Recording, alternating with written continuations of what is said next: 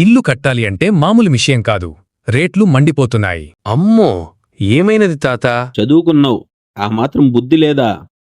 Local దుకాణాల నుండి కొంటే రేట్ ఎక్కువ అవుతుంది. అయినా వాళ్ళ శార్థం.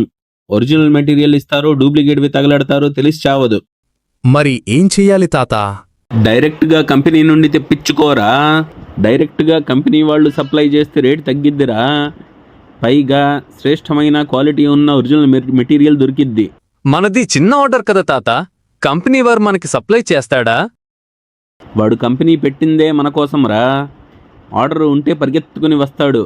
చిన్నది ఏంటి పెద్దది ఏంటి. ప్రొడక్షన్ B2Cకి నీకు కావాల్సిన మెటీరియల్ ఫోటో వాట్సాప్ పెట్టు.